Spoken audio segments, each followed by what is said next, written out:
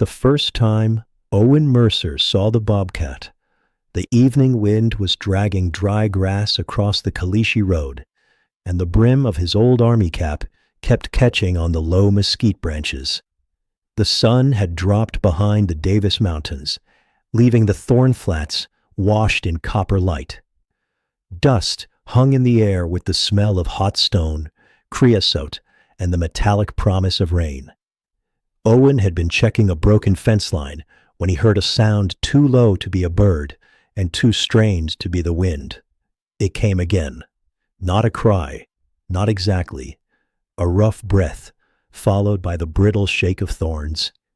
He stopped beside the cattle guard and listened with the stillness he had once used in places far from Texas. One hand settled on the dented canteen clipped to his belt. The other touched the brim of his cap out of habit. Months later, that same cap would come off in his hands for a reason he could not yet imagine. For now, there was only the mesquite patch, the failing light, and something alive inside it that had run out of room to flee. Owen was 68, broad through the shoulders despite the years, with a careful limp that worsened when the weather changed. He lived alone on 23 scrubby acres outside Fort Davis. He fed the old barn cat that belonged to nobody, checked the water trough, and drank coffee too late for sleep. That evening, the barn cat had followed him halfway down the road, then sat in the dust as if reconsidering every choice that had brought him there. "Smartest one on the place," Owen murmured. The cat blinked once, turned around, and headed home. It was the first gentle thing the evening gave him. The branches knitted together at chest height, armed with pale thorns long enough to pierce leather. He used a fallen cedar limb to lift them aside. The trapped animal did not call again, but he could hear its breathing now, shallow, uneven, close to the ground. A jackrabbit burst from the far side of the brush and nearly made him drop the limb. Owen muttered, then gave a quiet, embarrassed laugh. "Still got some jump left," he said. The ordinary fright pleased him more than he admitted. He crouched and looked beneath a web of thorn. Two amber eyes watched him. They did not plead. They did not soften. They measured. The bobcat lay pressed against the dirt, her spotted coat nearly disappearing into the mottled shade. She was perhaps 20 pounds beneath the burrs and dust, but there was nothing small about the force of her attention. One ear stood upright. The other was split near the tip. Her pale chin was streaked with mud, and one front leg disappeared beneath a loop of rusted wire, tangled around a mesquite root. Her short tail gave a single hard twitch. Owen stopped breathing for a moment. The cat's ears flattened. He eased backward until the tension in her shoulders lessened, then sat in the dirt well beyond reach, though every instinct told him to do something immediately. That instinct had betrayed him before. He had spent years believing speed and courage were always brothers. Age had taught him they were sometimes strangers. A frightened wild animal did not need bravery rushing toward her. She needed room, quiet, and a man old enough to understand that helping could begin with doing less. The wind pushed a tumbleweed into the fence, where it caught and shivered. The bobcat's gaze snapped toward it, then returned to Owen. Her whiskers angled forward. Her nose worked at the air. He slowly removed the canteen. The metal cap clicked against the rim. The bobcat recoiled, baring her teeth without sound. Owen set the canteen down and waited. A small lizard climbed onto a warm rock between them, performed 3 solemn push-ups, and stayed there as though appointed to supervise. "Well," Owen whispered, "now we have management." The absurdity eased something tight in his chest. He did not name the bobcat, not then. Names suggested belonging. Nothing in those amber eyes belonged to him. For nearly 20 minutes he remained seated while the light thinned from copper to violet. The cat shifted once and revealed the wire more clearly. It was not a trap, only an abandoned strand from an old fence. Her paw rested awkwardly beyond it. When she tried to pull free, the mesquite shook, and she froze with exhaustion. Owen felt the old helplessness rise in him, familiar as a scar beneath clothing. He had known moments when someone was waiting for him to make the right choice. He had known what it meant to arrive with capable hands and still be too late. The memory no longer came as pictures. It came as pressure behind his ribs and the taste of dust. He looked at the bobcat and did not promise what he could not guarantee. "I see you," he said quietly. Her right ear turned toward his voice. That small movement held him there. If this story finds a quiet place in your heart, a gentle like or subscription would help others find it too. And the community would be glad to hear where you are listening from, and the name of an animal that once changed your life. Owen reached into his shirt pocket for his phone, keeping every motion slow. There was one person in town who might answer before dark. Dr. Lena Ortiz picked up on the fourth ring. "Owen, I've got a bobcat in wire." There was a brief silence, then the sound of a chair moving. "Is she conscious?" "Very." "Can she reach you?" "No." "Good, keep it that way." Owen looked at the animal beneath the thorns. She had lowered her head, but her eyes remained open, fixed on him. Lena began giving instructions. Owen listened without interrupting. Above the ridge, the first evening star appeared. The heat finally loosened its grip on the ground. Somewhere beyond the wash, a nighthawk called. Owen shifted his cap lower against the wind and settled in to wait beside a wild creature that did not trust him, had no reason to trust him, and yet had allowed his voice to remain in the same patch of darkness. For that first night, it was enough. While Owen waited for Lena's truck lights to appear beyond the cattle guard, the desert settled into its night voice. Crickets began beneath the greasewood. A loose sheet of tin on the equipment shed tapped whenever the wind shifted.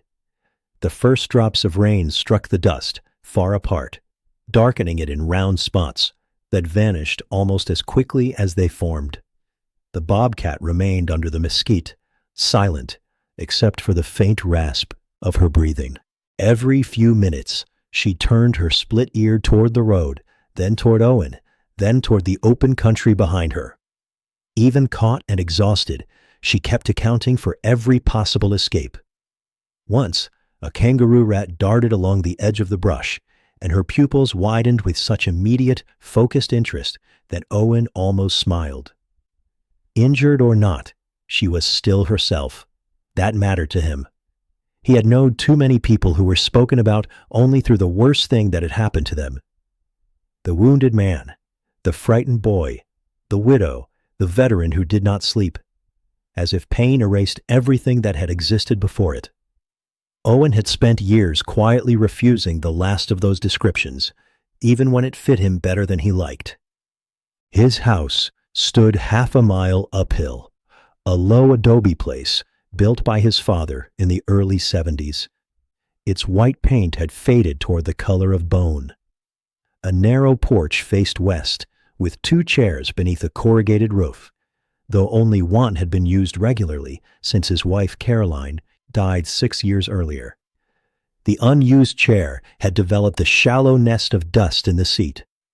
Owen brushed it clean every Sunday. He never sat there. His mornings began before sunrise, not because the ranch required it, but because sleep rarely carried him past 5. He heated water in an old enamel kettle, ground coffee by hand, and drank from a chipped green mug that Caroline had once threatened to throw away. The handle had been blued twice. He trusted it more because of that. After coffee, he walked the fence line with a pair of pliers in his back pocket and a small notebook tucked inside his shirt. He recorded broken posts, animal tracks, rainfall, and anything else that gave the day a shape. At 8, he drove into Fort Davis 3 times a week to repair farm equipment in a narrow workshop behind Sam Delgado's hardware store. Owen had once been able to rebuild a transmission without checking a manual. Now he preferred smaller work: water pumps, generators, stubborn gate motors, and old tools whose owners could not bear to replace them. People brought him things that had survived longer than expected. He understood the appeal. On Wednesdays, his granddaughter Millie sometimes came to the workshop after school. She was 9, serious about drawing, careless with orange soda, and convinced every machine had a personality. The air compressor, according to Millie, was impatient. The drill press was a very strict aunt. Owen had asked what personality the rusted riding mower possessed. Retired pirate, she had answered immediately. He had laughed hard enough to frighten Sam in the front store. Millie lived in Alpine with Owen's daughter, Rebecca. Their visits had grown less frequent over the past year, though no one had called it distance. Rebecca said work was busy. Owen said the drive was long. Both statements were true, and neither was the reason. There were conversations Rebecca had tried to begin after Caroline's funeral. Questions about the war, about the locked wooden box under his bed, and about why he went silent whenever anyone mentioned Mateo Ruiz. Owen always found something that needed fixing. A leaking faucet could postpone grief for an afternoon. A broken hinge might buy a week. 20 years could disappear beneath a lifetime of small repairs. The wooden box remained unopened. Inside it lay several letters, a faded photograph, and a brass unit pin belonging to Staff Sergeant Mateo Ruiz, who had been 29 when Owen failed to bring him home alive. Owen knew the words were unfair. He had been a medic, not a miracle worker. The official report had said he acted with exceptional courage. Mateo's mother had held both his hands and told him her son could not have asked for a better friend. None of it reached the place where guilt lived. Before leaving the army, Owen had been given the olive green cap he still wore most days. Mateo had once borrowed it during a sandstorm and returned it with the brim bent down on one side. Owen had never straightened it. The rain came slightly faster, ticking against the dry mesquite leaves. Owen removed his canvas jacket and stretched it across 2 low branches, making a slanted cover that kept the worst of the drops from reaching the Bobcat. She reacted at once. Her ears flattened, her body pressed harder into the earth, and a dry, warning hiss came from her throat. Owen lowered his hands and backed away. "All right," he murmured. "Bad roof. Poor customer service." The Bobcat stared at him. A drop rolled from the jacket's edge and landed squarely on the crown of his cap. He wiped it away with one finger. "Reviews are getting worse." Her short tail twitched once. It was not amusement. Owen knew that. But the motion made the darkness feel less heavy. He settled again on the ground, careful not to face her directly. He turned slightly sideways, as Lena had instructed, making himself smaller and less confrontational. The position caused his left knee to ache, so he extended the leg and rubbed the old scar through his jeans. The Bobcat watched the movement. Then, very slowly, she lowered her chin onto her uninjured paw. Owen understood that it was exhaustion, not trust. Still, she had chosen to rest while he remained nearby. He let himself receive that much. The barn cat returned from the direction of the house, appearing as a pale shape in the road. It stopped 20 yards away, saw the Bobcat, and became so completely still that only the tip of its tail moved. Owen pointed toward home. "Not your meeting." The barn cat sat down. "Go on." It began washing one shoulder. Owen shook his head. "Fine, but you're not voting." The Bobcat's nose lifted at the unfamiliar scent. Her amber eyes narrowed, and the barn cat finally decided that dignity required a strategic retreat. It walked back uphill without hurrying, though its tail had doubled in size. That was the third small mercy of the evening, an animal pretending not to be afraid. At last, light moved across the far ridge. A vehicle turned through the gate, its headlights softened by rain and dust. Owen recognized Lena's white wildlife response truck and felt the tightness in his chest ease by one careful degree. He rose slowly. The bobcat's head came up at once. "It's help," he said, though he knew the word meant nothing to her. Perhaps it meant little to him as well. Help had always seemed like something given with strong hands and perfect timing. Sitting in the wet dirt beside the mesquite, Owen began to wonder whether help could also be a man admitting he could not manage alone.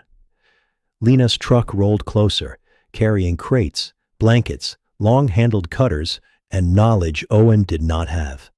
He touched the bent brim of Mateo's cap. Then he turned toward the approaching lights.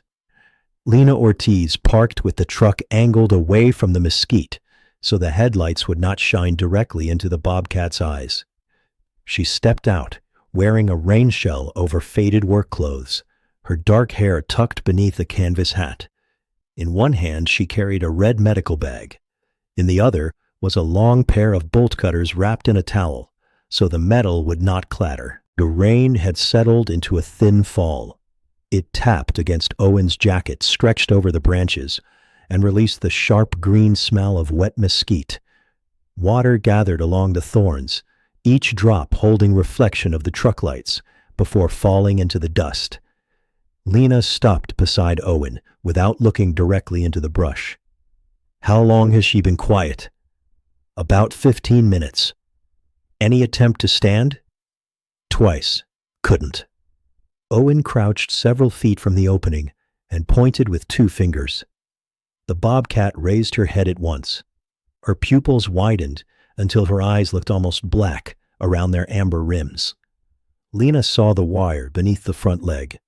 She also saw the way the cat's shoulder trembled when she shifted, the mud darkening her pale chin, and the small split in the upper edge of her left ear. "Adult female," Lena whispered.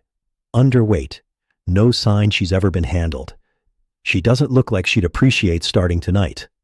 Owen had known Lena for 11 years, though most of their conversations concerned injured hawks, orphaned rabbits, or rattlesnakes on inconvenient porches. She was 43, patient with animals, less patient with people, and famous around Fort Davis for answering calls at any hour while complaining about them all the way out the door. She placed the red bag on the ground. The bobcat's ears flattened at the color. Lena slowly slid it behind her boot. "Apparently she has opinions. Strong ones. Good. Strong opinions are useful." That was the first warmth of the rescue. 2 tired people encouraged by an animal's irritation. Lena asked Owen to move farther back while she approached at an angle. He did, though every step away felt wrong. The cat's gaze followed him, not Lena, and he could not decide whether she had grown used to his presence or merely classified him as the known threat. He sat near a fence post with his injured leg extended. Rain ran from the bent brim of his cap and down his collar. Lena opened a collapsible screen and placed it between herself and the bobcat. Then she pushed a shallow dish of water forward with a wooden pole. The bobcat did not drink. Her whiskers shifted. Her nostrils fluttered. She watched the dish, then Lena, then Owen. A moth struck the truck lamp and fluttered down near Lena's sleeve. Without taking her eyes from the brush, Lena brushed it away. "You brought company," Owen said. "It did not make an appointment." The moth returned immediately and landed on the towel around the cutters. Lena sighed. Persistent company. Owen's quiet chuckle passed through the rain without startling the cat. That felt like another small mercy. Lena studied the wire again. It had twisted around a dead root and pinned the bobcat's foreleg without cutting deeply. The greater danger came from the thorns and the exhaustion, making every struggle weaker. "We can free it," Lena said, "but we need to contain her before she bolts." Owen looked toward the open crate in the truck bed. "She won't walk into that." "No." "Then what?" "A blanket barrier, mild sedation if necessary, and more patience than either of us planned to spend tonight." "I had no plans." Lena looked at him. That may be part of the problem. The words were gentle, but they landed accurately. Since Caroline's death, Owen had emptied his life so gradually that no one moment felt like surrender. One dinner alone became a week. One missed visit became a season. Eventually, silence stopped feeling temporary. The bobcat shifted, and the wire scraped against stone. Her forepaw pressed into the mud. She pulled once, hard, then stopped with a breathless hiss. Her short tail struck the ground. Owen leaned forward before catching himself. Lena raised one hand without turning. Stay. He stayed. The cat's gaze locked on him. Then she lifted the trapped paw as far as the wire allowed and touched the dirt twice. Tap, tap. It was probably an instinctive test of footing, nothing meant for him, yet the deliberate motion held his attention. "Did you see that?" he whispered. "I did." Lena prepared a mild sedative, explaining each step in a low voice. Owen listened closely, grateful for the steadiness of her words. When she asked for the blue blanket from the truck, Owen retrieved it. It had belonged to Caroline, and still carried a faint scent of cedar from the hall chest. He hesitated before handing it over. Lena noticed, but did not ask. They stretched it between them as a soft wall, and advanced by inches. The bobcat flattened herself, split ear turned back, amber eyes moving from one pair of boots to the other. A gust lifted the blanket and wrapped one corner around Owen's knee. He froze. Lena looked over the top edge, very graceful, specialized training. The blanket slipped free, and even in the tension, Lena smiled. The bobcat watched with what looked almost like deep disapproval. At last, Lena reached a safe position. The sedative dart was small and delivered quickly into the hind leg.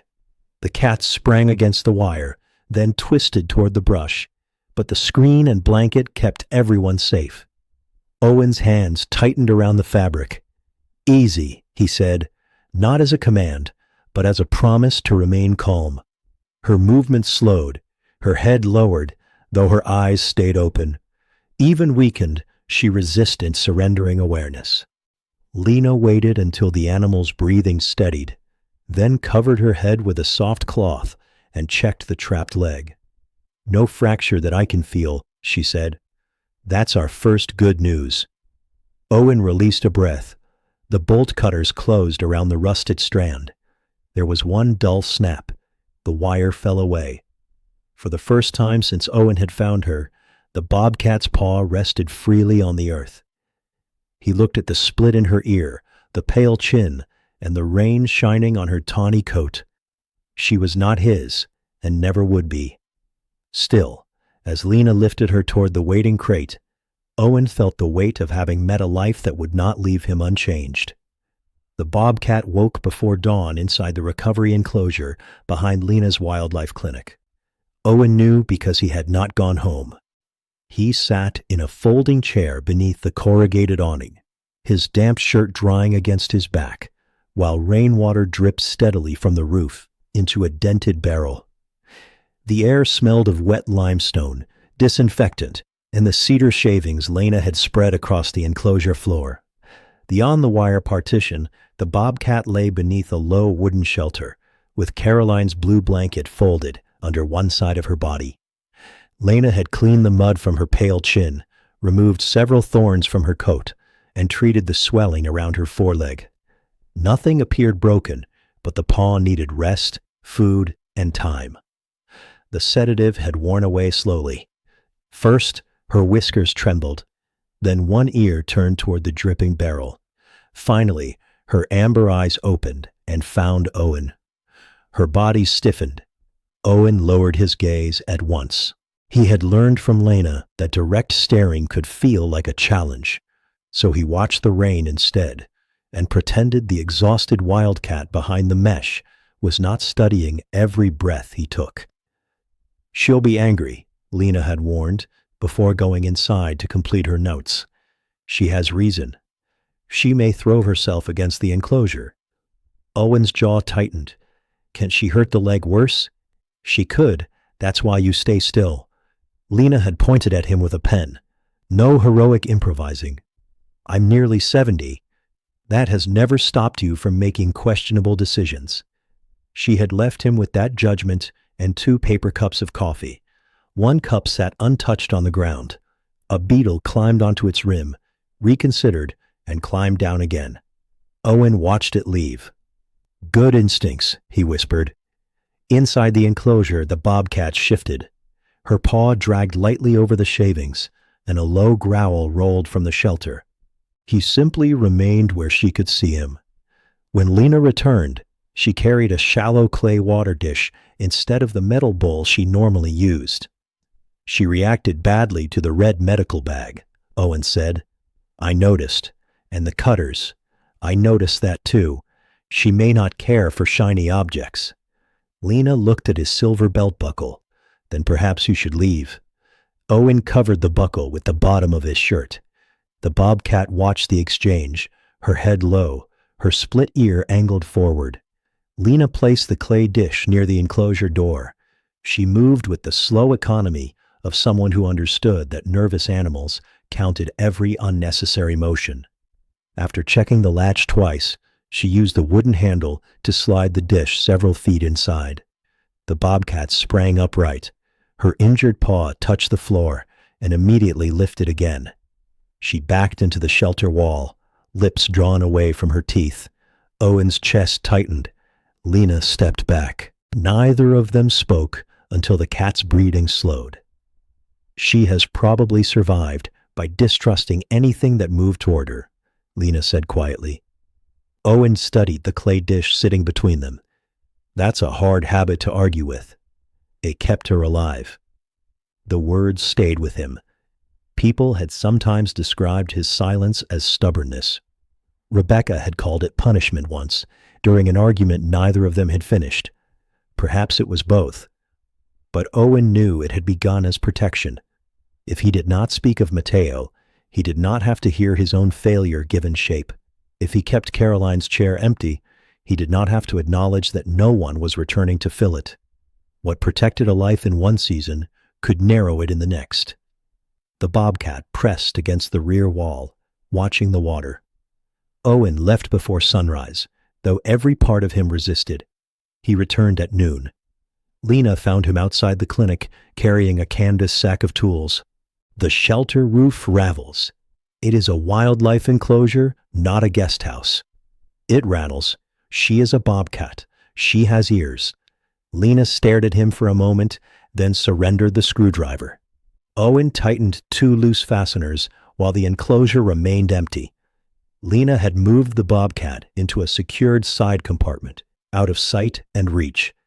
He added small rubber washers beneath the metal brackets and tested the roof with his palm. It gave one soft thump instead of a sharp rattle. Better, he said. Lena crossed her arms. Do you repair every building you visit? Only the ones with poor management. From the side compartment came a short, offended hiss. Lena lifted an eyebrow. She heard that. The repaired roof became the first small kindness Owen could offer without frightening her. The second was distance. For the next 3 days, he visited during the late afternoon and sat outside the enclosure. Always in the same chair, always angled slightly away. He wore the same faded denim shirt and left his belt buckle covered. Sometimes he read from an old repair manual, not because the bobcat cared about fuel systems, but because his voice remained calmer when the words were ordinary. She hid whenever he arrived. At first, Owen saw only the curve of her spotted flank beneath the shelter. Later, he saw one amber eye.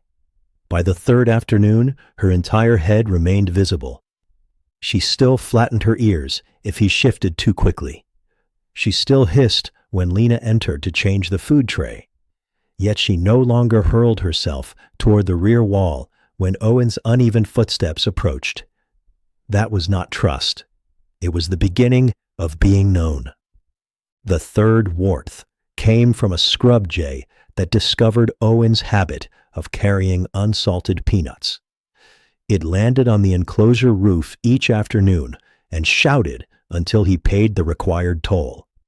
On the fourth visit, the bird snatched a peanut and dropped it directly into Owen's coffee. He looked into the cup. The jay cocked its head. "You made it worse." The bobcat, resting near the shelter opening, turned both ears toward his voice. Owen removed the soggy peanut and placed it on the fence post. The jay took it anyway. Standards are low around here. The bobcat did not retreat. That evening, Lena brought fresh water and set it near the enclosure door.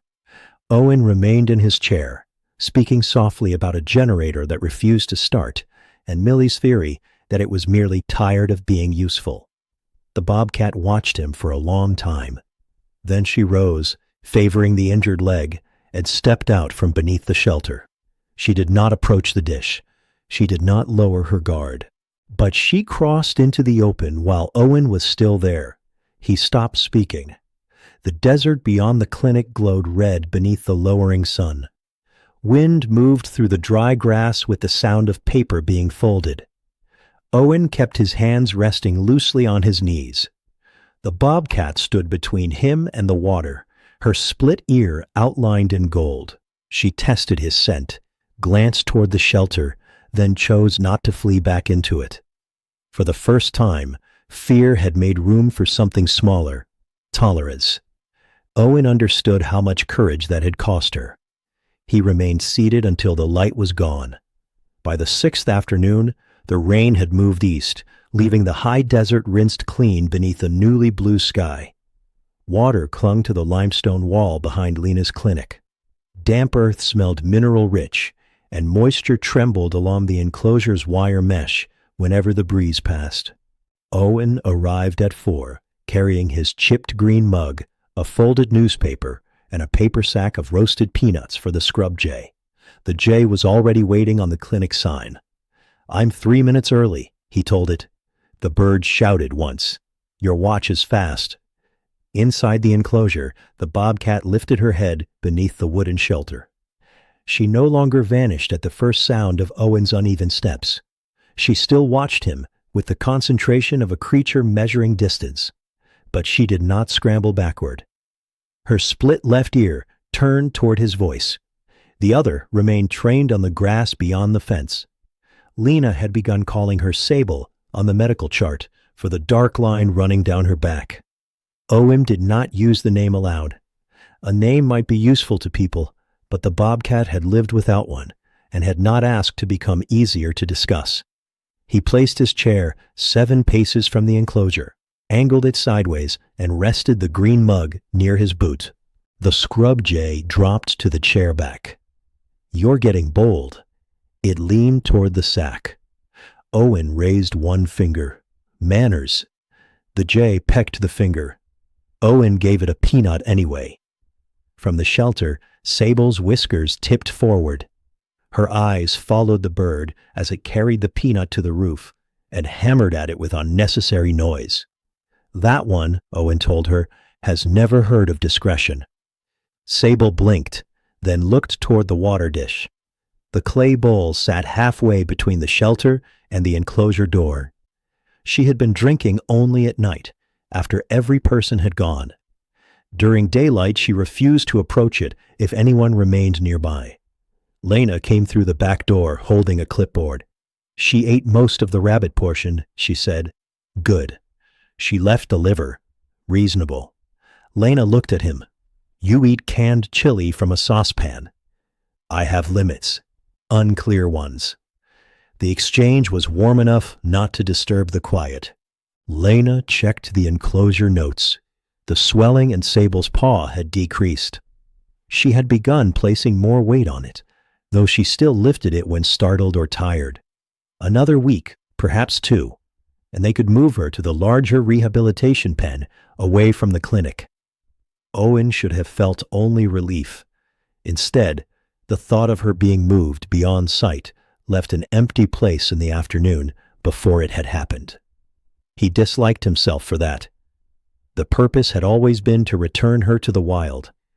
She did not owe him closeness because he had sat in the rain.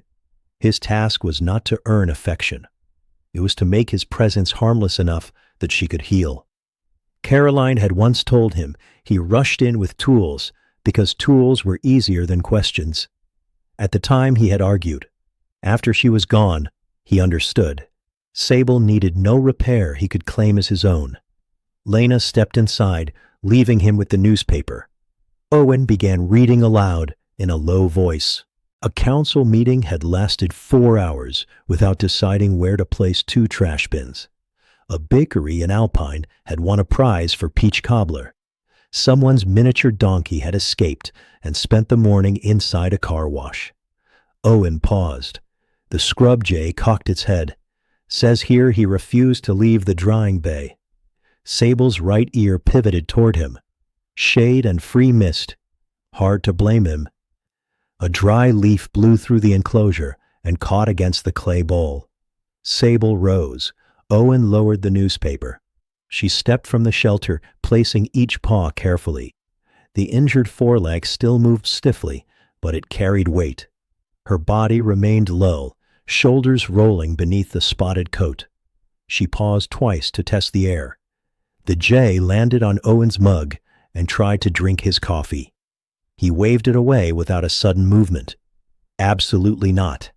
The bird hopped onto his knee instead. Her pupils narrowed. The end of her short tail twitched. Her gaze moved from the bird to Owen's hand and then to the water. Owen became still. The jay stole a loose thread from the frayed knee of his jeans and flew away. That was attached, he murmured. Sable took another step, then another. Near the bowl, she lowered her nose but did not drink. Her split ears stayed angled toward Owen. He could see the pale mark beneath her chin where the mud had been washed away. A grasshopper clicked against the mesh. Sable flinched and lifted the healing paw. For 1 second, Owen thought she would retreat. Instead, she set the paw beside the bowl. Tap. She lifted it slightly. Tap. It was the same deliberate testing motion she had made beneath the mesquite. Owen's breath caught, though he did not move. Sable leaned forward and drank. The sound was almost nothing. The light touch of her tongue against water, the faint shift of clay on cedar shavings. Yet it seemed louder to Owen than the windmill that had turned behind his childhood home. She drank while he remained 7 paces away, not because fear had left her, and not because she trusted him completely. For a few quiet seconds, thirst had outweighed the danger she believed he represented. Owen looked down at his hands. They were scarred, broad, and no longer steady in cold weather. They had held pressure on wounds, repaired engines, buttoned Caroline's coat, and closed the wooden box beneath his bed. Now they rested open on his knees, doing nothing. It was the most useful thing they had done all day. When Sable finished, a drop clung to the pale fur beneath her mouth. The scrub jay returned to the fence post, carrying Owen's stolen thread like a trophy. "You've contributed very little," Owen told it. The bird answered loudly. Sable stepped backward, still facing him. At the shelter entrance, she paused and tapped the ground once with the healing paw. Then she disappeared into shade. Owen sat there long after the water became still. The breakthrough had been tiny, easily missed, and entirely hers. That was why it mattered.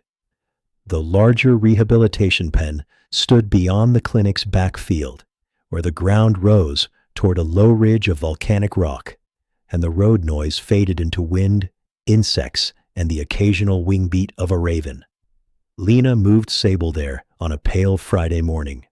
Owen arrived early enough to help carry equipment, but late enough that Lena had already decided which jobs he was allowed to do.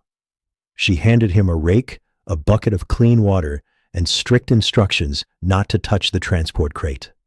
"I have transported wounded soldiers," he said. "You have also fallen off your porch while changing a light bulb." The ladder shifted. The ground did not. Owen looked toward the crate. "You keep records too long." Lena almost smiled. Rake! He raked. The new enclosure was nearly 4 times the size of the first. It held a shaded den, 2 boulders, a fallen cottonwood trunk, and enough native brush to let a bobcat disappear when she wished. Beyond it, the Davis Mountains softened beneath morning haze. Sable entered through a covered passageway. For several minutes, nothing moved. Then her pale muzzle appeared between the branches of a desert willow. She sniffed the air, stepped forward, and froze when a raven called from the ridge. Her healing paw touched the soil twice. Tap, tap. Owen had begun to recognize that gesture as the way she questioned uncertain ground. She crossed to the nearest boulder, leaped halfway up, and stopped. The injured foreleg trembled. Rather than force the climb, she dropped back down and circled the rock with an irritated twitch of her short tail. Good choice, Lena said quietly. Owen understood that she meant the retreat, not the failed jump. He had spent much of his life treating withdrawal as defeat. Watching Sable choose caution over pain made the distinction feel less simple. By late afternoon, she had inspected every shaded corner. She rubbed one cheek against a branch, then scraped soil over a food remnant because Lena had placed it too close to the water. She prefers separate dining, Owen observed. She prefers control. Same thing at most restaurants. The routine that followed belonged more to Sable than to any person. Owen visited on Mondays, Wednesdays, and Fridays after closing the workshop. He parked beside the clinic, washed the smell of oil from his hands, and walked the back path at the same unhurried pace. The limp in his left leg gave his footsteps a pattern. Firm, soft pause. Firm, soft pause. At first, she vanished before he reached the pen. Later, he would glimpse her split ear above the grass. By the second week, she remained on the fallen trunk, watching him approach without dropping to the ground. He never entered. He placed his folding chair outside the fence, set the chipped green mug beside his boot, and read whatever had accumulated in his truck, repair catalogs, newspapers, or one of Millie's library books. The book had drawings of stars connected into animals. This one is supposed to be a scorpion, he told Sable. Looks like a bent coat hanger. Sable groomed her shoulder. That is also Millie's opinion of my handwriting. The scrub jay discovered the new location within 2 days and demanded peanuts with the confidence of an unpaid supervisor. Owen named it Foreman, though Lena insisted that naming a jay was more irresponsible than naming the bobcat. Foreman reports to nobody, Owen said. That part is accurate. One afternoon, Foreman stole a peanut from Owen's palm, dropped the shell into his mug, and flew off with the edible half. Owen stared into his coffee. Sable, stretched on the trunk, raised her head at his sigh. I am being exploited, he told her. Her ears turned forward. That counted as sympathy in Owen's ledger. Daily life at the pen was built from such small things. Sable learned that Lena's green feeding bucket meant food and that the blue one meant cleaning. She tolerated the green bucket. She despised the blue. Whenever it appeared, she climbed onto the boulder and watched Lena with narrowed eyes, as if documenting every offense. She also developed a habit of carrying one dry mesquite pod into the wooden den each evening. By morning, it would be outside again, placed almost precisely beside the entrance. Lena could not explain it. Owen suggested Sable was testing the housekeeping. Lena suggested Owen had too much time. He did, though less of it felt empty now. On the days he did not visit, the workshop seemed louder and the house stiller. He caught himself listening for the soft scrape of paws while standing at his kitchen sink. Rebecca called one Tuesday evening. Millie had drawn a picture of Grandpa's wild cat, though she had never seen Sable. The drawing showed a huge spotted animal wearing an army cap and operating a tractor. Owen laughed before he could stop himself. Rebecca went quiet on the phone. What? He asked. Nothing. It's just good to hear. He looked toward Caroline's unused porch chair through the open screen door. "I've been meaning to come by," Rebecca said. Owen nearly answered with his usual sentence about work. Instead, he rubbed his thumb along the blued handle of the green mug. "Saturday would be all right." There was a pause. "Millie will be thrilled." After the call, Owen sat on the porch until the stars came out. The barn cat appeared beneath Caroline's chair, rolled once in the dust, and sneezed so violently that it startled itself upright. Owen chuckled. "You meant to do that." The cat began washing its paw with great dignity. By the end of the third week, Sable could climb the boulder without favoring her leg. She moved through the enclosure with the compact confidence of a creature reclaiming her own body. She practiced short bursts along the fence, stopped without warning, and listened toward the open ridge. Owen felt glad each time she looked beyond the pen. That was where her attention belonged. One evening, as he folded his chair, Sable dropped from the trunk and approached the inner fence. She remained several yards away, hidden from the shoulders down by grass. Her amber eyes followed him. Owen did not step closer. "Friday," he said softly. Her split ear turned toward him. Then he walked back along the path, his uneven footsteps carrying through the cooling field in the rhythm she had come to know. Firm, soft, pause. Firm, soft, pause. Behind him, Sable stayed where she was until the sound disappeared. Saturday arrived with a sky so clear that every ridge of the Davis Mountains seemed close enough to touch. Owen spent the morning pretending he was not waiting for Rebecca's car. He swept the porch twice, tightened a loose screw in the screen door, and carried Caroline's unused chair into the shade, then moved it back where it had been. He set 3 glasses beside the sink, decided that looked too formal, and put 2 of them away. The barn cat watched from beneath the porch rail with the patient expression of an animal observing avoidable human trouble. "You're no help," Owen said. The cat yawned. At 11, tires crackled over the Kalachi Road. Millie was out of the car before Rebecca had fully stopped. She crossed the yard in purple sneakers, carrying a drawing pad under one arm and a paper bag under the other. "I brought lunch," she announced. Rebecca stepped out more slowly. She had Caroline's dark eyes and Owen's habit of pausing before difficult conversations. "Mostly lunch," Rebecca said. Millie also packed 6 crayons, a magnifying glass, and something she insists is a rescue rope. Millie held up a length of yellow clothesline. "It could be useful." "For what?" Owen asked. She considered this. Unexpected emergencies. He nodded solemnly. Best kind to prepare for. That was the first warmth of the day. They ate sandwiches on the porch while dry wind moved through the cottonwood leaves.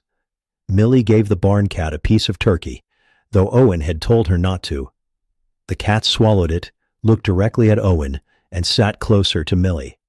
"He knows who respects him," Millie replied. Rebecca laughed into her iced tea. The sound made the porch feel different, not changed entirely, but opened. After lunch, they drove to Lena's clinic. Owen had explained the rules before they left. No running near the enclosure, no tapping the fence, no calling to Sable, no reaching through anything, no matter how close she appeared. Millie listened with unusual seriousness. "She's not your pet," Owen said. "I know. She may hide the whole time. That's okay." Rebecca glanced at Owen. "You sound like Lena." "That is not a compliment." At the clinic, Lena heard the remark and said, "It is the closest he has come to wisdom." Millie liked her immediately. The afternoon carried the warm smell of sun-baked grass and juniper. Cicadas pulsed along the ridge, and the rehabilitation pen shimmered slightly in the heat. Millie sat cross-legged beside Owen's folding chair, with her drawing pad balanced on her knees.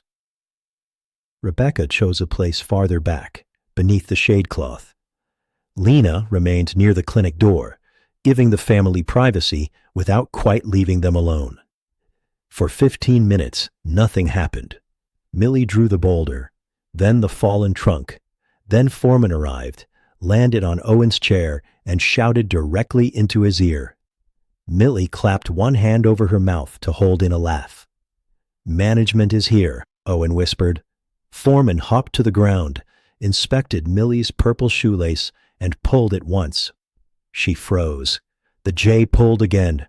"It thinks you brought equipment," Owen said. "For an unexpected emergency," Millie whispered.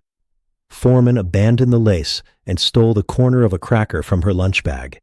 That was the second warmth of the day. A faint movement passed through the grass inside the pen. Sable emerged near the desert willow, low to the ground, and nearly invisible against the tawny soil. She stopped when she noticed the new visitors. Millie's pencil went still. Sable studied her. The bobcat's nose lifted, drawing in the unfamiliar scent. Her tail twitched once. She shifted her weight backward, but did not disappear. Owen felt Rebecca watching him rather than the animal. He kept his hands loose on his knees. Sable moved toward the fallen trunk, placing each paw silently. Near its base, she paused and tapped the earth twice with her right forepaw. Tap, tap. Millie looked up at Owen. He touched one finger to his lips, then showed her the same 2 taps against his own knee. Her eyes brightened with understanding. She drew the motion without speaking. Sable climbed onto the trunk and settled in a patch of shade. Her body remained alert, but her breathing slowed. After several minutes, she began grooming the pale fur beneath her chin, dragging one rough paw across her whiskers, and then inspecting it as though displeased with the results. Millie leaned toward Owen. "She missed a spot," she breathed. Owen looked gravely at Sable. "I won't tell her." That was the third warmth. Rebecca smiled, but her eyes had grown wet. Owen noticed and looked away, giving her the privacy of not being asked. They remained there for nearly an hour. Millie drew Sable's split ear, her short tail, and the dark line along her spine. She resisted making the bobcat larger or friendlier than she was. When Sable turned toward the ridge, Millie changed the angle of the head in her drawing. "She keeps listening out there," she said quietly. "That's where she belongs," Owen answered. The truth carried both comfort and ache. He had not expected quiet joy to feel so close to grief. Watching Sable regain strength meant preparing to lose sight of her. Sitting beside Rebecca and Millie reminded him how much time he had already let pass. He could not keep any of them close by tightening his grip. Sable stretched along the trunk, extending the once-injured leg. The paw opened, claws briefly catching the bark, then relaxed again. Lena approached from behind them. "She's ready for the next stage," she said softly. "We'll begin reducing human presence. Release could be soon." Owen nodded. Millie looked from Lena to the enclosure. "Will she come back?" "No one can promise that," Lena said. Millie accepted the answer more calmly than Owen did. She tore a clean page from the back of her pad and handed it to him. The drawing showed Sable on the trunk, the ridge behind her, and 3 small figures seated well outside the fence. At the bottom, Millie had written in careful block letters, "She stayed because we didn't make her." Owen read it twice. Rebecca rested one hand lightly on his shoulder. Sable lifted her head at the movement. Her amber eyes passed over Millie, Rebecca, and Owen. Then she turned toward the open country and listened to something none of them could hear. The afternoon held still around her. Owen folded Millie's drawing and placed it carefully inside his shirt pocket, over the place where grief had lived alone for too long. The weeks before Sable's release became quieter by design. Owen stopped visiting the rehabilitation pen every other afternoon. Lena reduced the time she spent near the enclosure and began leaving food only after dark. Even Millie understood that helping Sable meant slowly disappearing from her days. Still, Owen felt the absence like a room in the house he kept walking past. He no longer carried the folding chair in his truck. The chipped green mug stayed on the kitchen shelf. When Foreman appeared outside the workshop and demanded a peanut, Owen accused the jay of having no loyalty at all. Foreman stole too and flew away. "Point proven," Owen called after it. Sam Delgado looked up from a box of hinges. "You arguing with birds again?" "Negotiating. Looks one-sided." That was the first small warmth of those thinning days. Sable was released near sundown on the final Friday of September. Lena chose a dry wash at the northern edge of Owen's land, far from the road and close to broken rock, dense brush, and reliable water. Owen and Rebecca stood well back, while Millie held her drawing pad against her chest. The transport crate rested in the shade of a juniper. When Lena lifted the door, Sable did not rush out. For nearly a minute, nothing moved inside except the faint turn of one split ear. Then her pale muzzle appeared. She tested the wind. Her amber eyes passed over the ridge, the wash, and the three people standing beyond the cottonwood. They rested on Owen only briefly. That was enough. Sable stepped into the open. Her body remained low until she reached the rocks, where she paused and placed her right paw against the earth. Tap, tap. Then she climbed without hesitation and vanished beyond the ridge. Millie whispered.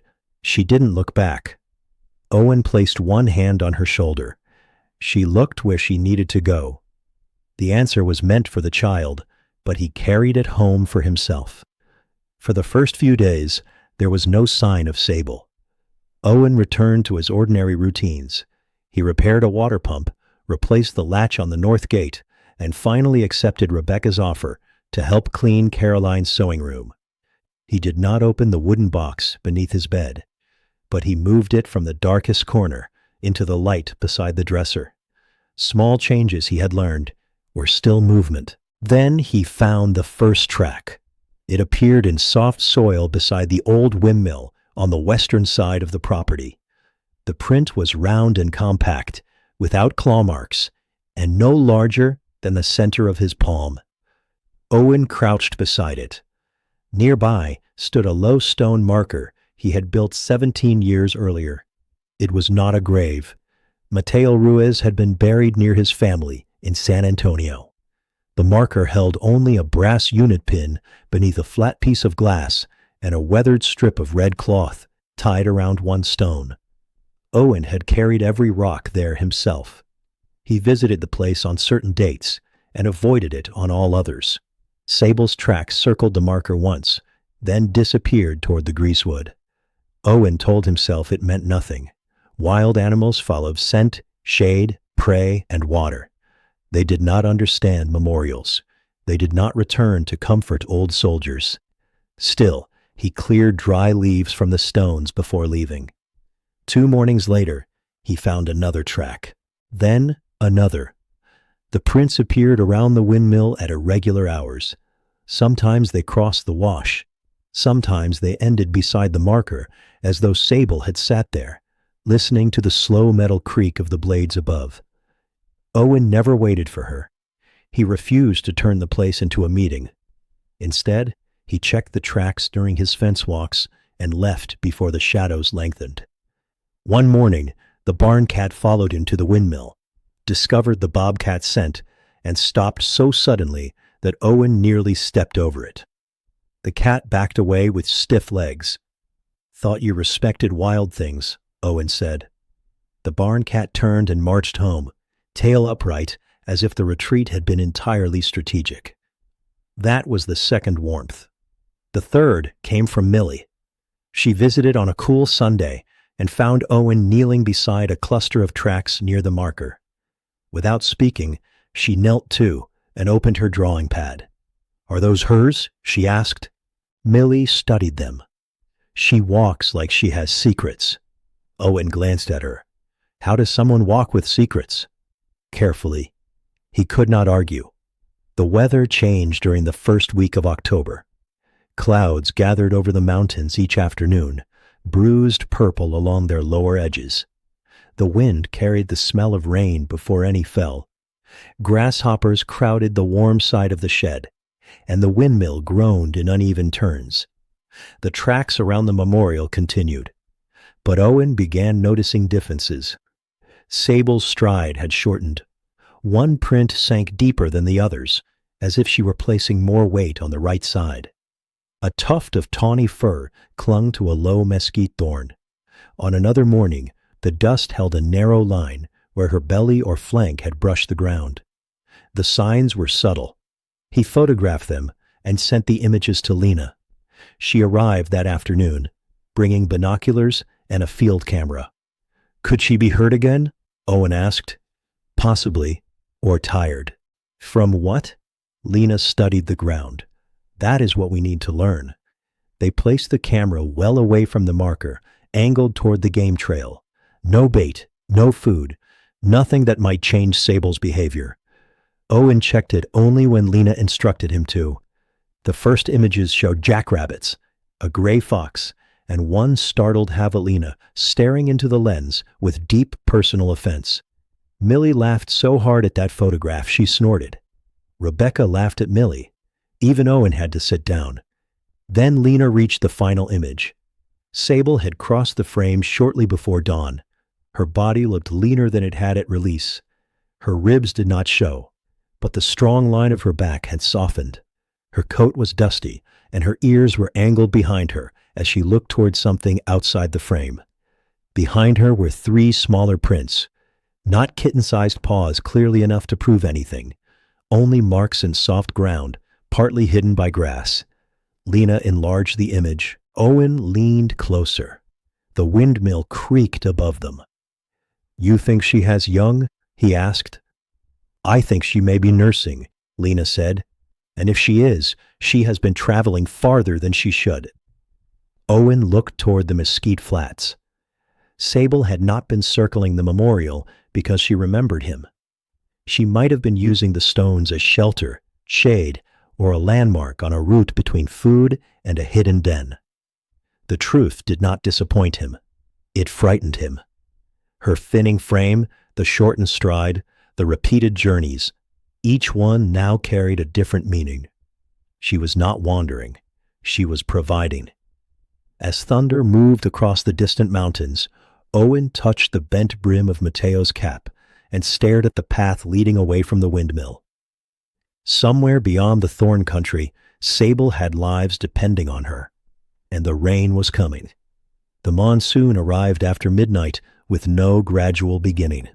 One moment, Owen's house stood beneath a restless sky, and the next the roof shook under hard rain. Water struck the windows in silver sheets.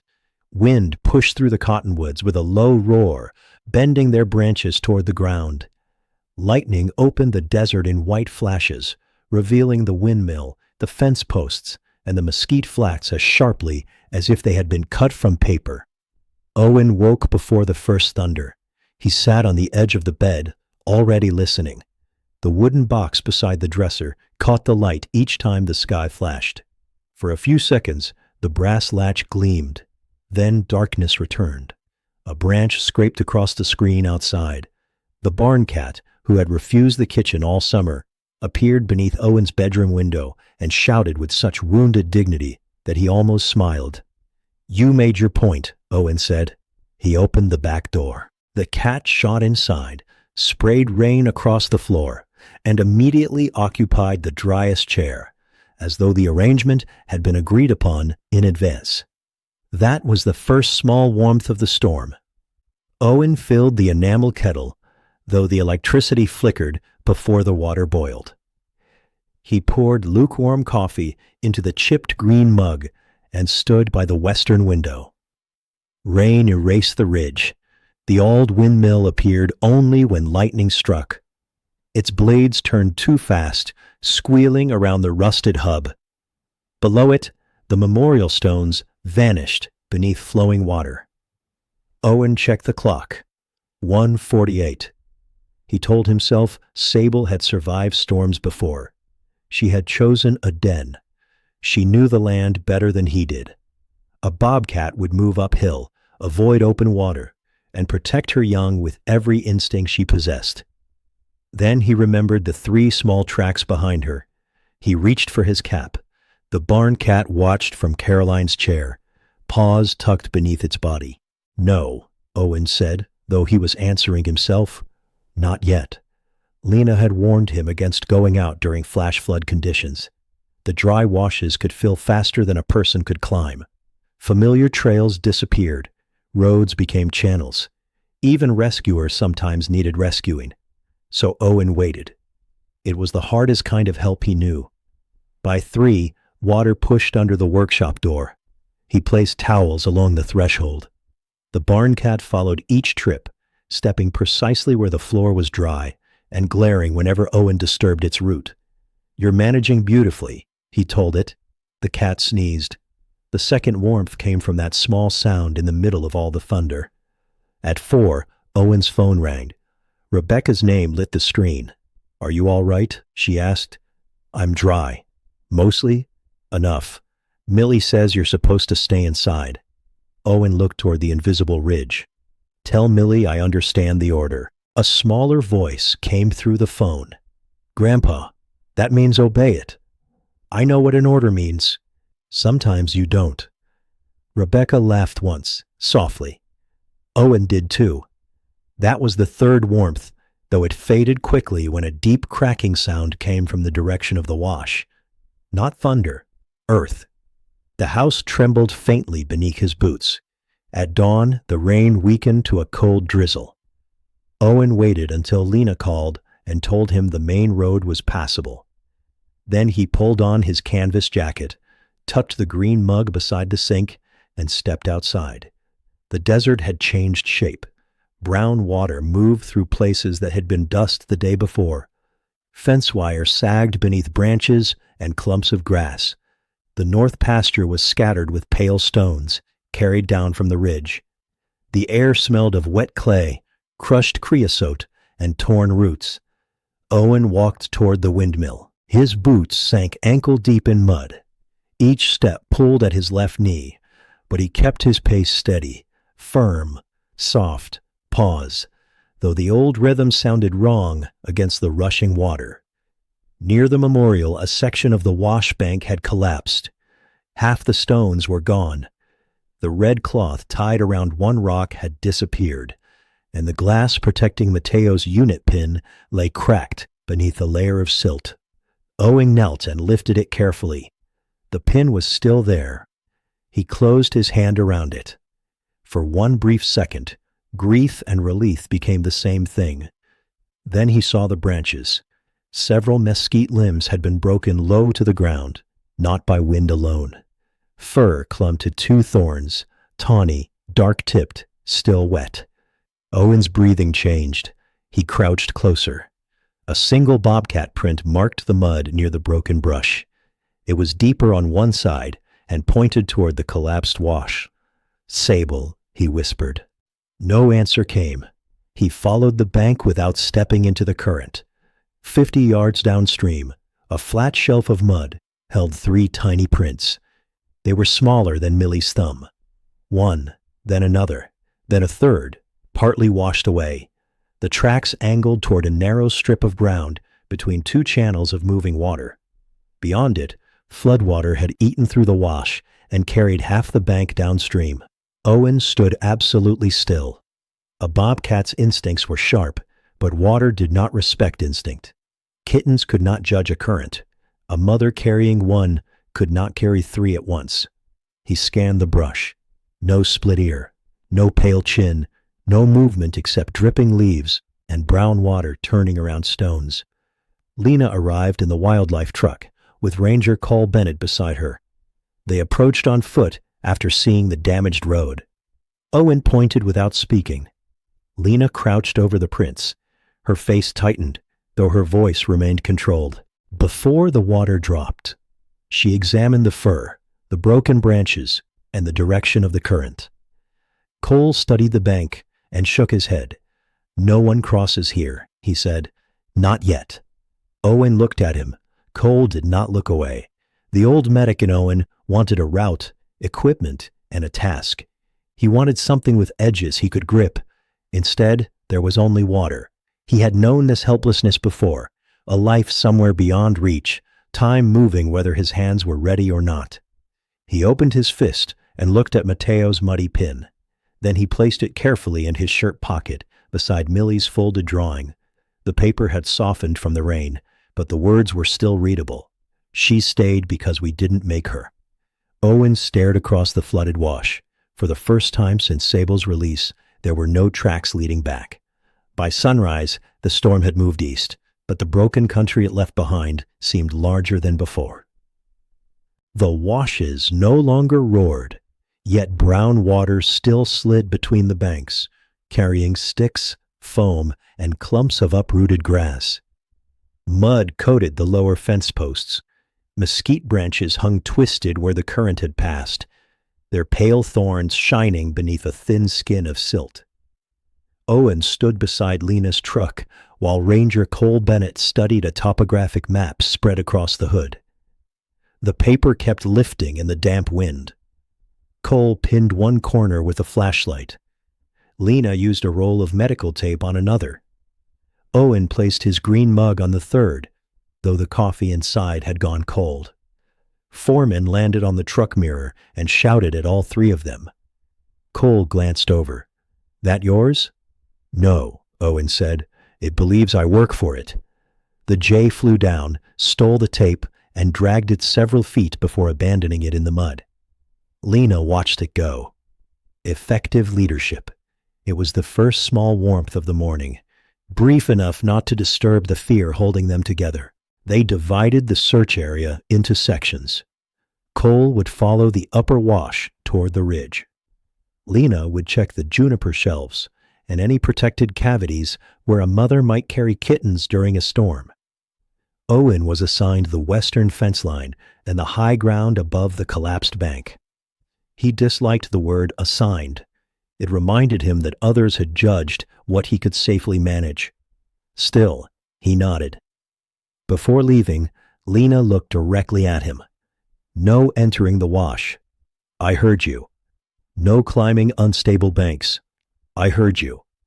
And if you find a den, you do not reach inside. I know what a bobcat is. That has not prevented you from worrying like a grandfather." Owen looked toward the ruined mesquite. It may be too late for that. Lena's expression softened. Though she did not offer reassurance, neither of them could trust. Owen carried a radio, binoculars, water, a folded blanket, and a small field bag Lena had packed. The mud pulled at his boots. Every dozen steps, his left knee reminded him of its age. Firm, soft, pause. The rhythm sounded lonely without another creature listening for it. He moved slowly enough to notice detail. A beetle had climbed onto a stone to escape the water. A jackrabbit crouched beneath a creosote bush, ears flattened by the wind. Near the fence, a coyote print crossed a smaller paw mark, though rain had blurred both beyond certainty. Owen knelt beside it. He measured the size against 2 fingers. Too large for a kitten. Possibly sable, possibly not. The desert was full of signs that became whatever a worried man needed them to be. He photographed the print and continued. At the old stock tank, he found a strip of bark scratched low on a cottonwood trunk. Bobcats marked territory with claws and scent, though the scratches looked older than the storm. Beneath the tree, a cluster of wet feathers lay scattered in the mud. Owen's stomach tightened. Then a quail erupted from the brush beside his boot, followed by 6 small chicks racing through the grass like wind-blown pebbles. He stumbled backward and nearly sat in the tank. The mother quail scolded him from beneath a branch. "I apologize," he said, catching his breath. The chicks vanished into cover so completely that even their movement disappeared. That was the second warmth, life still hiding successfully in damaged ground. By noon, the clouds had broken into white islands over the mountains. Heat began lifting steam from the mud. The smell of wet earth thickened, mixed with crushed sage and the faint sourness of flood debris. Owen found no den, no kittens, no clear return track. At each shaded shelf, Hope rose before he looked and fell afterward. Cole's voice came through the radio. Upper Ridge clear. Found cat sign, but it's old. Lena checked in 10 minutes later. Nothing at the juniper shelf. Moving south. Owen pressed the radio button. Western fence clear. The word hurt more each time. Clear, as if emptiness were useful information. He continued toward the old windmill, though they had already searched it. The memorial stones were still scattered. He had no reason to go there except that Sable had crossed that place often enough for his mind to treat it as a promise. He found Millie's yellow clothesline tied around one fence post. She must have left it during her last visit, perhaps after declaring it useful for unexpected emergencies. Half the rope was buried in mud. Owen pulled it free, rinsed it with water from his bottle, and looped it over his shoulder. He imagined telling her they had finally found a use for it. The thought almost broke him. Instead, he sat on the least damaged memorial stone and removed Mateo's pin from his pocket. Mud remained in the narrow grooves. Owen cleaned it carefully with the corner of his shirt. He had carried guilt so long that it had taken on the weight of loyalty. Letting it go seemed too much like leaving Mateo behind. But the storm had shown him something brief had hidden. Carrying pain did not protect the lost. It only kept the living standing in the same place. A dry clicking came from the rocks behind him. Owen turned sharply. A young javelina stood beneath the windmill, staring at his green mug. Another appeared beside it. Then a fur pushed between them with complete confidence and attempted to chew the mug's glued handle. Owen reached forward and rescued it. Absolutely not. The smallest javelina snorted at him. You have the entire desert. It nudged his boot before joining the others. That was the third warmth, absurd and stubborn, arriving when he had believed the day held none. By late afternoon, Rebecca and Millie came with sandwiches and clean socks. Millie wore rubber boots too large for her and carried her drawing pad beneath her jacket. Any sign? Rebecca asked. Owen shook his head. Millie did not cry. She looked toward the broken wash, then down at the mud. Maybe Sable went where we can't see her. Maybe, Owen said. The child crouched beside a washed-out track and drew its shape before the sun dried it away. They searched together along the safe edge of the ridge. Rebecca checked beneath fallen limbs. Millie studied every patch of soft soil. Owen watched both of them and felt the old fear changing form. He had once believed failure meant being unable to save everyone. Now he understood another kind. Failing could mean refusing to stay beside those who were still searching. As evening settled, Cole called the search for the day. They had found scattered fur, old prints, and one tiny paw mark near a stand of bear grass, too damaged to follow. Nothing more. Owen remained at the windmill after the others left. The sky turned the color of tarnished brass. Insects began calling from the wet grass. One by one, familiar desert sounds returned. He set the green mug beside Mateo's damaged marker. Then he placed Millie's yellow rope on top of the stones, where he could find it again in the morning. Across the wash, something moved in the shadows. Owen raised the binoculars. Only grass bent beneath the wind. He lowered them slowly. For the first time in many years, he let himself say the truth aloud without hiding behind repair, duty, or silence. I don't want to lose her. The desert gave him no answer. Darkness gathered around the broken mesquite, and somewhere beyond his sight, the land kept its secrets.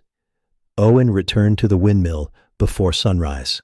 The desert was still blue with early light, and cold air had settled into the washes. Water dripped from the lower mesquite branches in slow, separate taps. Mud had dried into cracked plates along the high ground, while the deeper channels remained dark and soft. He carried the green mug, Millie's yellow rope, and a thermos Rebecca had insisted he take. The mug stayed empty. He had not wanted coffee. At the memorial, Owen replaced 2 stones that the flood had shifted and brushed dried silt from the cracked glass. Mateo's brass pin rested safely in his shirt pocket, close beside Millie's folded drawing. Foreman arrived without warning and landed on the windmill brace. The Jay stared at him. "I did not bring peanuts," Foreman shouted. "I brought rope."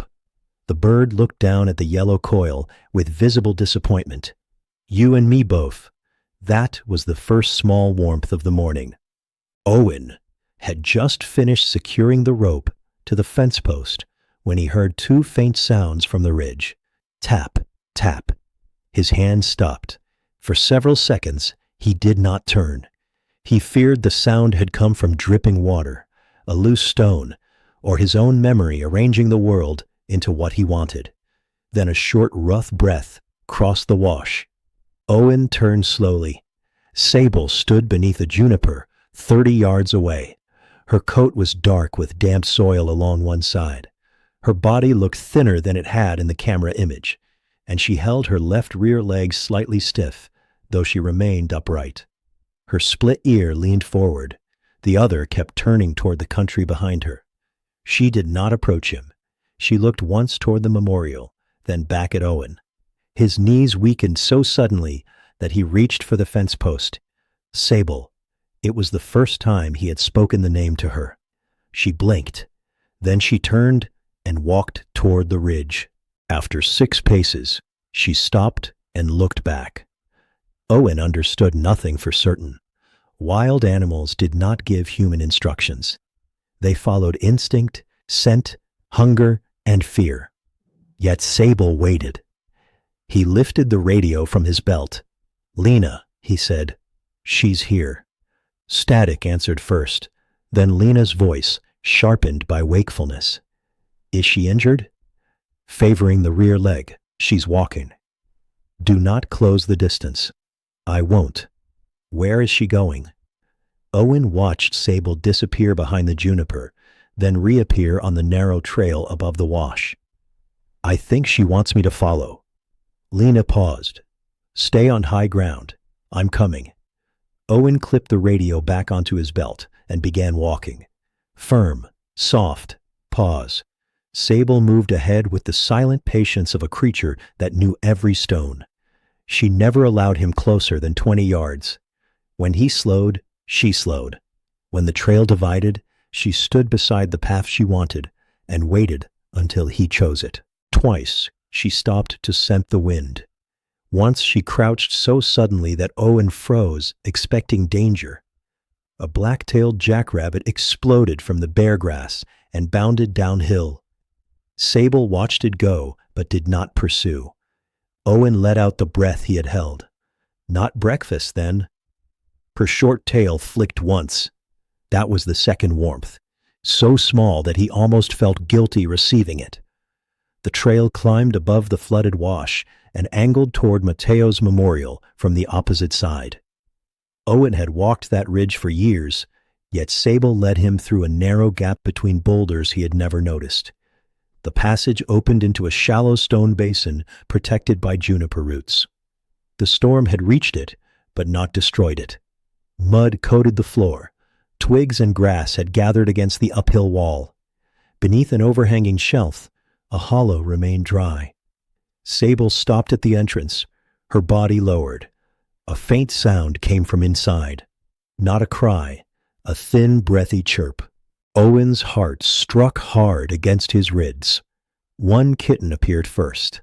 It was no larger than a house cat, with oversized paws, spotted legs, and a face still softened by youth. Mud darkened one side of its coat. It looked at Sable, then at Owen, and immediately retreated into the hollow. A second head rose behind a root, then a third. All 3 were alive. Owen removed his cap. He did it without thinking. The bent brim came away from his forehead and rested against his chest. Cold air touched the thin gray hair flattened beneath it. Sable stood beside the stone shelf, split ear lifted, amber eyes fixed on him. Behind her, through a gap in the rocks, Owen could see the windmill and what remained of Mateo's memorial below. The sight joined past and present so quietly that he could not separate them. 3 small lives had survived, above the place where he had carried another man's memory for 17 years. Sable had not brought him to a grave. She had brought him to what was still living.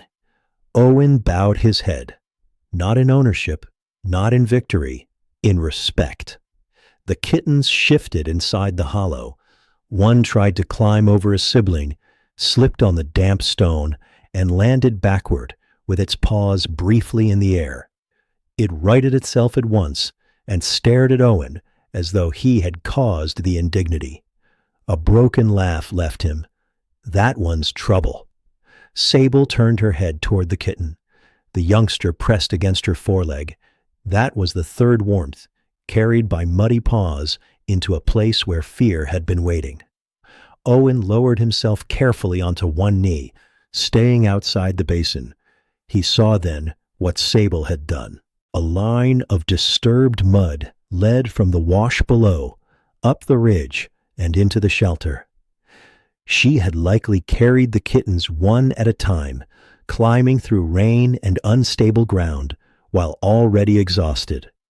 The stiffness in her rear leg came from a shallow scrape and swelling, nothing Owen could judge safely from a distance. She had returned to the memorial route afterward. Not lost, not wandering, looking for the familiar uneven footsteps she had learned at the rehabilitation pen. The thought humbled him more than any gratitude could have. Lena arrived with Cole 10 minutes later. Both stopped well back when they saw the basin. Lena studied Sable through binoculars. "She needs treatment," she whispered. "But the kittens should not be separated unless there is no alternative." Owen nodded. "We can create a safe corridor and monitor them," she continued. "Food at a distance, camera only, no handling unless she declines." Sable watched the 3 humans, then stepped between them and the kittens. The message required no interpretation. Owen slowly placed his cap back on his head. The brim felt different now. He reached into his pocket and closed his fingers around Mateo's pin. For years, he had believed removing the cap belonged only to the dead. That morning, beneath the washed-clean sky, he understood it could also honor the living, especially those who had endured without witness, carried what they could, and returned for help before strength ran out. Sable touched the earth twice with her paw. Tap, tap. Then she disappeared into the shelter beside her young. For the next 12 days, the stone basin became a place of careful distance. Lena marked a wide boundary with strips of white cloth tied low on juniper branches, not as a fence, but as a reminder. No one crossed inside unless Sable disappeared long enough to make intervention necessary. Food was placed beyond the ridge after dusk. Water was left in a clay dish beneath an overhang. Owen helped build a quiet corridor through the damaged brush. He removed loose wire from the old fence, cut away branches that blocked safe passage, and left every patch of cover he could. He worked with hand tools instead of the noisy saw in his truck. The morning air smelled of wet stone and crushed juniper. Each clipped branch released a clean scent that clung to his gloves. Sable watched from above. Sometimes Owen saw only the split tip of her ear between 2 rocks. Sometimes her whole body appeared along the ridge, amber eyes following him. She never approached the tools. If metal touched stone too loudly, her tail snapped once, and she vanished. Owen learned to set the pliers on a folded towel. That small adjustment seemed to matter. The first warmth came from Millie's yellow rescue rope. Owen used it to lift a fallen branch without stepping into the basin. When Millie visited with Rebecca, she saw the rope stretched between 2 mesquite trunks and placed both hands on her hips. "I told you it would be useful." Owen wiped dust from his palms. "You were correct. Can you say it louder?" Rebecca covered a smile. Owen looked toward the ridge, as though Sable needed to hear. "You were correct," he said. Millie nodded. That should hold for a while. Sable's kittens began appearing more often near the shelter mouth. The boldest came first, a broad-pawed youngster with a dark stripe along its back. It climbed onto a flat stone each morning and sat as though sunrise had been arranged for it. The second stayed close to Sable and copied her movements, even tapping the ground before crossing damp soil. The smallest was less graceful. It pounced on drifting cottonwood fluff, missed, and looked offended by the wind. Owen never named them. He called them the bold one, the shadow, and the tumbler when speaking with Lena. "The tumbler has no dignity," he said one afternoon. The kitten tried to leap between stones, landed short, and slid into dry grass with only its ears showing. Lena watched through binoculars. "It will develop dignity later." The kitten emerged carrying a grass stem across its nose. "Not today," Owen said. That was the second warmth. Sable's rear leg improved without capture. Lena used the field camera to study her gait each night. The swelling decreased. Her stride lengthened. She began hunting near the den and returned before dawn, carrying prey the kittens were old enough to investigate, but not yet skilled enough to manage. Once, the bold kitten slapped at a mouse Sable had brought and startled itself when the mouse moved. It leaped backward into the shadow, who hissed in surprise. Sable sat beside them with an expression so unimpressed that Owen turned away to hide a laugh. That was the third warmth, though the lesson beneath it was serious. Sable was teaching them what no person could. She showed them how to wait, listen, and crouch with their bodies hidden. Her care was not soft in the human way. It was exact, patient, and shaped by survival. Owen respected it more each day. He also began sleeping through the night. Not every night, but enough that dawn sometimes reached the bedroom before he opened his eyes. He drank coffee on the porch again, and one morning he sat in Caroline's chair by mistake. He had been reading Millie's latest drawing while the barn cat rubbed against his boot. When he realized where he was, he froze. The chair did not feel sacred. It felt wooden, slightly crooked, and warmed by the rising sun. The grief did not leave. It simply made room beside itself. That afternoon, he brought the wooden box from the bedroom and set it on the kitchen table. Rebecca sat across from him. Millie worked on a drawing at the far end, sensing enough not to interrupt. Owen opened the latch. Inside lay Mateo's letters, the faded photograph, and the cloth pouch where the brass pin had once rested. He took out the photograph first. Mateo stood beside him in desert fatigues, both men younger than Rebecca was now. Mateo wore Owen's cap, with the brim bent down, and a grin that suggested recent trouble. Rebecca touched the photograph's edge. "You never showed me this." "I know." Owen's voice tightened, but he continued. He told her Mateo had been frightened before the convoy left. He told her Owen had promised to stay close. He spoke of the moment the road erupted, the dust, the shouting, and the terrible limit of two capable hands. "I thought keeping it to myself was the same as carrying him," Owen said. Rebecca looked at the photograph. "Maybe telling us carries him too." Owen lowered his eyes. Outside, the wind moved through the screen and stirred Millie's paper. She had drawn 4 shapes on the ridge: Sable, 3 kittens, and a small man below with his cap in his hands. Near sunset, Owen returned to the basin alone. He stayed behind the white markers and sat on a flat stone. The sky faded from gold to rose, then into deep blue. Sable appeared near the shelter. Her limp was almost gone. She tested the ground once with her paw. Tap, tap. Then she lay down while the kittens tumbled beside her. Owen touched the bent brim of his cap. He no longer believed healing meant returning to the person he had been before loss. Sable would always carry the split in her ear. Her leg might stiffen after rain, The kittens would remember the flood only through the caution their mother taught them. And Owen would always remember Mateo. But memory no longer had to be a locked room. As the first star appeared over the ridge, Sable closed her eyes for a few seconds, while Owen remained below. It was not surrender. It was rest. Owen understood the difference now. By the middle of October, the evenings cooled quickly after sunset. The basin held the day's warmth for only a little while. Then the rocks surrendered it to the dark, and the smell of juniper sharpened in the cold air. Dry grass whispered along the ridge, and the windmill turned with a slower creak now that Owen had replaced its damaged bearing. Sable's 3 kittens had grown longer in the legs and less round in the face. Their coats had deepened from soft fuzz into the richer tawny pattern of young bobcats.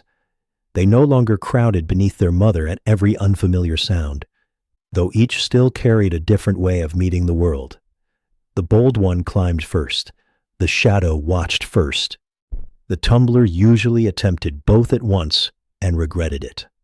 One evening, Owen sat beyond the white boundary with Rebecca and Millie, while Lena checked the field camera near the truck. Honey-colored light lay across the stones, and the kittens were practicing short stalks through the grass.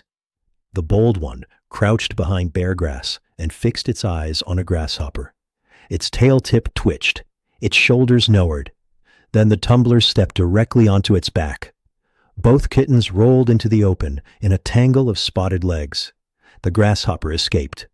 Millie pressed both hands over her mouth, but a laugh still leaked through. Sable lifted her head from the ledge and looked at the kittens with tired disapproval. Owen leaned toward Millie. That lesson may need repeating. Which lesson? All of them. That was the first warmth of the evening. The shadow remained near Sable, copying her posture with such seriousness that the resemblance was almost solemn. When Sable's ears turned toward the ridge, the kitten's ears turned too. When Sable lowered her chin, the kitten did the same. Only a heartbeat late, Millie drew them side by side.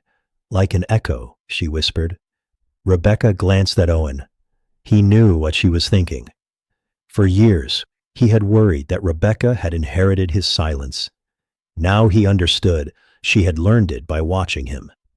Children copied what adults practiced, not what they intended. The thought carried regret, but it did not crush him as it once might have. He had begun speaking before it was too late. Owen had shown Rebecca Mateo's remaining letters. He had told Millie which photograph had been taken before the bent brim became permanent. He had even spoken Caroline's name at supper, without the room becoming unbearable. The family had not repaired itself in one conversation. It had simply stopped pretending nothing was broken. Lena waved Owen over. The newest camera images showed the kittens traveling farther from the basin. In one, the bold one stood near the windmill. In another, the shadow crouched beneath a juniper, while Sable watched from above. The tumbler appeared in 6 images. In 3, only its hind legs were visible. Lena tapped the screen. Very skilled at leaving the frame. Artistic choice, Owen said. The next photograph showed nothing but tawny fur and one enormous blur of whiskers. Millie peered over the table. It took a picture of its own ear. Lena sighed. Our most expensive portrait. That was the second warmth. The pictures also showed something more important. The kittens were beginning to follow Sable during short hunting routes. They were learning where the wash narrowed, where quail gathered at dawn, and which rocks held warmth after sunset. Their bodies were stronger. Their play had become practice. Soon, Lena explained, they would range farther. Sable would begin giving them less tolerance. Young bobcats did not remain a family group forever. Independence would come gradually, then all at once. Millie's face changed. Will they stay together? For a while, Lena said. Then they'll need their own ground. That sounds lonely. Owen rested one hand on her chair. It may not feel lonely to them. Millie considered that. Sable rose from the ledge and walked toward the kittens. She gave a short, rough sound low in her throat. The bold one immediately flattened into the grass. The tumbler tried to flatten too, but chose a patch too thin to hide anything except its paws. Owen looked away, so Millie would not see him smile. Wildness was not sadness, merely because it lacked a human shape. Sable had never needed a porch, a collar, or a promise to return. Her kittens would measure belonging in remembered paths, safe cover, learned caution, and the territory each one could claim. Owen understood that family worked differently for people, but the lessons still reached him. Love did not always hold close. Sometimes it prepared, watched, and stepped back. A week later, Rebecca began bringing Millie every Saturday. They did not always visit the ridge. Some afternoons, they stayed at the house. Rebecca sorted Caroline's sewing room, while Millie turned the dining table into a landscape of crayons, twine, and paper animals. The barn cat appointed itself guardian of the supplies. It lay across the colored pencils and refused to move. Millie tried sliding a blue pencil from beneath one paw.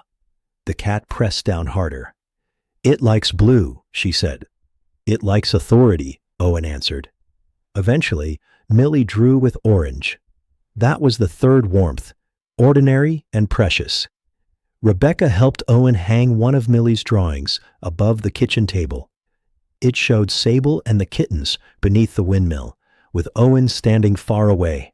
His cap was in his hands again. "You keep drawing me without it," he said. "You look respectful that way." Near the end of the month, the kittens crossed Owen's property at dusk. He saw them from the porch, 3 low shadows moving through silver grass, while Sable followed behind. They did not approach the house or pause at the fence. The bold one led. The shadow stayed close to the brush. The tumbler pounced on a moth, missed, and hurried to catch up. Rebecca stood beside Owen. Millie leaned against the porch rail, barely breathing. No one called out. The 4 bobcats passed beneath the cottonwoods and disappeared toward the windmill. The barn cat emerged from beneath Caroline's chair, saw them, and quietly returned indoors. Owen smiled. The house behind him held Rebecca's coat on a hook, Millie's crayons on the table, and Caroline's chair no longer empty in the way it had once been. Ahead, the wild family moved through gathering darkness. Owen touched the bent brim of his cap and felt for the first time in years that his life had room for both departures and arrivals. Winter came gently to the high desert. The first frost silvered the grass around Owen's porch and left a thin white rim along the water trough. Morning smelled of cold iron, cedar smoke, and coffee. By noon, the sun usually warmed the southern walls. Those shadows remained blue beneath the mesquite. Owen's days settled into a fuller rhythm. He still opened the workshop 3 mornings a week. He still kept pliers in his back pocket and wrote rainfall totals in the small notebook inside his shirt. But Tuesdays now belonged to Lena's Wildlife Center, where he repaired damaged transport crates, replaced enclosure latches, and taught younger volunteers how to quiet a rattling roof without entering an animal's space. Lena had given him a volunteer badge. Owen wore it clipped crookedly to his canvas jacket. "You know, that is upside down," she told him on his first day. "It is readable from the animal's perspective. The animals cannot read. Then there's no problem." A young volunteer named Ben tried not to laugh and failed. That was the first warmth of Owen's new routine. He preferred the practical work. Hinges, screens, shade frames, things that helped without asking frightened creatures to understand human kindness. When visitors wanted to crowd near an enclosure, Owen quietly guided them back. "Distance is part of the medicine," he would say. He had learned that from Sable, though he never used her story to make himself important. On Saturdays, Rebecca and Millie came to the house. Rebecca had begun leaving a pair of old boots beside the back door. Millie kept colored pencils in a chipped ceramic pitcher on the kitchen table and had claimed the porch step with the least wobble as her regular seat. Owen could have repaired that step in 20 minutes. He did not. Millie said the wobble helped her think. The barn cat disagreed and avoided it with exaggerated care. One afternoon, Millie set a small wooden sign beside Caroline's chair. The sign read, "Grandpa's Wildlife Observation Station. No yelling, no chasing, snacks allowed." Owen read it twice. Snacks for whom? Millie looked toward the barn cat. Observers. The cat was already sitting beside the treat tin. That was the second warmth. Sable's kittens separated gradually. The bold one disappeared first. For several weeks, the field camera caught it near the northern ridge, always traveling alone and often before dawn. Then the images stopped. Lena believed it had moved toward rougher country beyond the county road, where rock ledges and dense brush offered good territory. The shadow remained longer. It followed Sable at a greater distance each night, no longer copying every movement. By December, its tracks turned east at the windmill, while Sable's continued west. The tumbler stayed near the basin until the first hard freeze. Even as its body grew sleek and capable, some trace of its clumsy youth remained. One camera image showed it misjudging the width of a narrow stump and sitting beside it afterward as though that had been the intended destination. Owen printed the photograph for Millie. She pinned it above the kitchen table, beneath the words, "Still learning." That was the third warmth, and perhaps the one Owen needed most. No one saw the exact moment the last young bobcat left. There was no farewell, no pause at the porch, and no final glance toward the people who had watched from a distance. One week, 3 sets of tracks crossed the wash. The next, there was only one. Sable remained, not near the house, and never predictably, but within the broad country she had reclaimed. Her prints appeared beside the old stock tank, beneath the cottonwoods, and sometimes around Mateo's memorial. Owen rebuilt the marker after the ground dried. He replaced the cracked glass with a weatherproof case and set the brass unit pin inside. No new red cloth to the stone. Instead, Rebecca brought a small flat rock from San Antonio, where Mateo's family still lived, and Millie painted one quiet blue line across it. They placed it beside the marker without ceremony. Owen removed his cap. Rebecca stood on one side of him, Millie on the other. The windmill turned above them with a smooth, steady creak. Owen spoke Mateo's name aloud. Nothing broke. Afterward, they ate sandwiches beneath the cottonwood. Millie dropped half a cracker, and Foreman appeared so quickly that Rebecca accused the jay of listening from another county. Foreman took the cracker and landed on the memorial stone. Owen pointed. "Show some respect." The bird swallowed the entire piece. Millie whispered, "That might be how it shows respect." Owen considered this. Disturbing, but possible. By spring, the house no longer felt like a place arranged around absence. Caroline's chair remained on the porch, but Rebecca sat there often. The chipped green mug still belonged to Owen, though Millie had drawn a tiny bobcat paw on the repaired handle, with permanent marker. He pretended to object. He used it every morning. The wooden box stayed on the living room shelf, unlocked.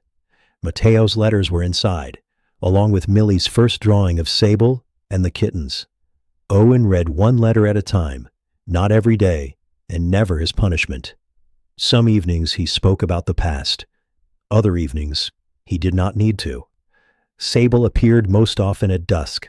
Sometimes she crossed the lower pasture without slowing. Sometimes she sat on the ridge near the windmill, her split ear outlined against the fading sky. She had filled out again after the kittens dispersed. Her gait was strong, though wet weather occasionally brought stiffness to one rear leg. She still tapped uncertain ground twice before crossing it. Tap, tap. Owen never approached. He stood on the porch or beside the fence, his cap low against the wind.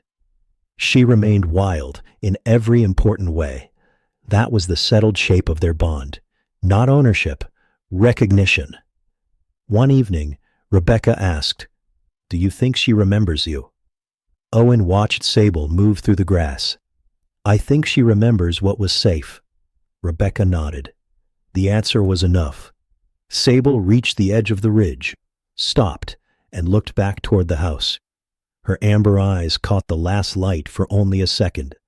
Then she turned toward the mesquite country. Owen touched the brim of his cap. Behind him, Millie laughed at something the barn cat had knocked from the table. Rebecca called through the screen door that supper was ready. The green mug waited beside the sink, and the old porch step gave its familiar wobble beneath his boot. The wild path continued west. The warm house waited behind him.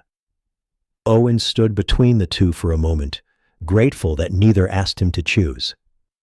Years passed without making Owen hurry. At 74, he walked the western fence more slowly, but he still carried pliers in his back pocket and the small notebook inside his shirt. His left knee had grown less forgiving, especially after rain, and Rebecca had finally persuaded him to use a cedar walking stick Millie carved at school. Millie had burned 2 tiny paw prints near the handle. Owen claimed they made the stick unnecessarily decorative. He never left the house without it. The Wildlife Center had changed. Lena added another pen and a classroom where children learned why wild animals needed space more than affection. Owen repaired gates, quieted rattling roofs, and reminded young volunteers to return tools to their proper shelves. One morning, Ben found him rearranging a workbench before sunrise. "You retired from this job," Ben said. "I volunteered from retirement." "That isn't how retirement works. It is how this one works." A recovering fox barked from its enclosure, as if siding with Owen. Lena leaned through the doorway. The fox has questionable judgment. Owen's cap had faded almost gray. Its brim still dipped where Mateo had bent it decades earlier, and the fabric had softened from years of Owen touching it whenever he remembered, worried, or needed to steady himself. He no longer wore it as armor. He wore it as company. On the anniversary of the storm, Rebecca and Millie arrived before sunrise. Millie was 15, taller than Caroline had been, with a camera around her neck and purple laces threaded through her boots. She had not outgrown drawing. She had simply added photography to the ways she paid attention. They walked toward the windmill while frost whitened the lowest grass. Their breath appeared in pale clouds, and the blades turned with a familiar groan. Owen's walking rhythm had changed. Firm, soft, tap, pause. Millie matched it without making him feel watched. At Mateo's memorial, the brass pin rested behind clear glass. The stone Millie had painted with a blue line years earlier had faded almost white. Owen brushed frost from it, while Rebecca poured coffee and unwrapped cinnamon bread. Foreman had been gone for several seasons, but another scrub jay landed on the memorial and stared at their breakfast with inherited confidence. "Do not start," Owen warned. "Traitor." The jays snatched the bread and flew to the fence. "That family trained us well," Rebecca said. They ate as sunlight reached the ridge. Sable's appearances had become rare. Months sometimes passed without a track or camera image. Lena believed she was an old bobcat now, though no person knew her exact age. The latest image showed her crossing a rocky shelf at night, split ear unmistakable, and pale chin lifted toward the wind. Owen had learned not to confuse absence with loss. Sable belonged to land wider than his sight. She could remain real without remaining visible. That truth had taken him most of his life to understand, first with Mateo, then Caroline, and finally with the animal who had asked only for room to survive. A rustle moved through the bare grass. Rebecca heard it first. Millie lowered her camera instead of raising it. Sable stood beside the narrow trail above the wash. Age had lightened the fur around her muzzle. Her shoulders remained compact, but the line of her back dipped slightly, and one rear leg carried the stiffness Owen recognized after cold nights. The split in her left ear remained. So did the dark line along her spine. She watched them. No one spoke. Sable descended from the rocks and stopped beyond arm's reach, close enough for Owen to see frost beaded along her whiskers. Her amber eyes rested on him. Then her right forepaw lifted. Tap, tap. Owen removed his cap. Cold touched his head as he held the bent brim against his chest, just as he had on the morning she led him to her 3 surviving kittens. Rebecca removed her wool hat. Millie lowered her head. Sable did not bow or approach. She stood with the alert stillness of a wild creature whose trust had always included an exit. Owen respected her most for that. He looked at Mateo's pin, the faded blue stone, his daughter, his granddaughter, and the old bobcat who had crossed thorn, flood, motherhood, and years without surrendering herself. The moment did not feel like a miracle. It felt better. It felt earned. Sable turned toward the ridge, then paused beside damp earth. She pressed one paw into it, leaving a clear print near the memorial.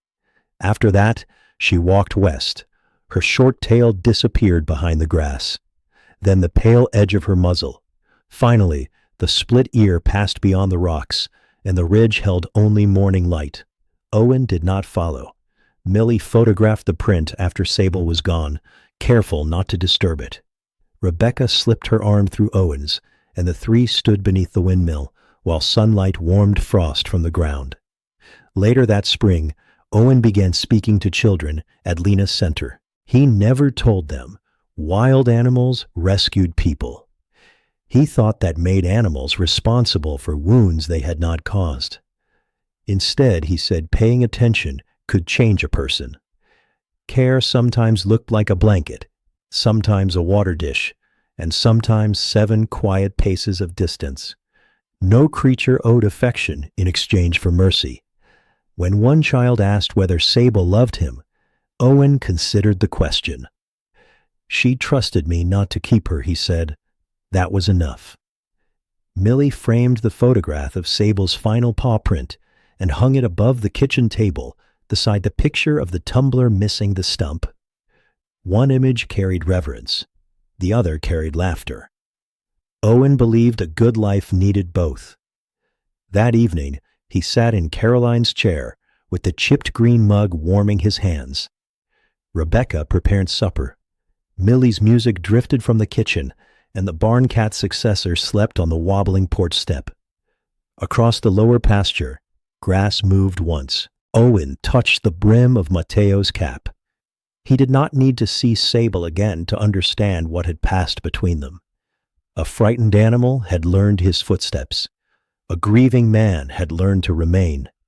And neither had asked the other to become less wild in order to be remembered.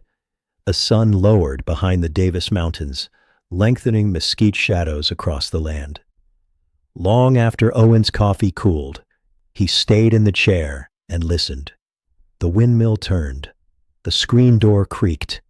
Somewhere beyond the ridge, unseen paws crossed familiar ground. The years moved onward, carrying children toward adulthood, old friends into memory, and wild creatures along paths no person could map. Yet certain small things remained. The bent brim of a faded cap, 2 taps against uncertain earth, a blue line on a weathered stone, and 1 paw print protected for a morning from the sun.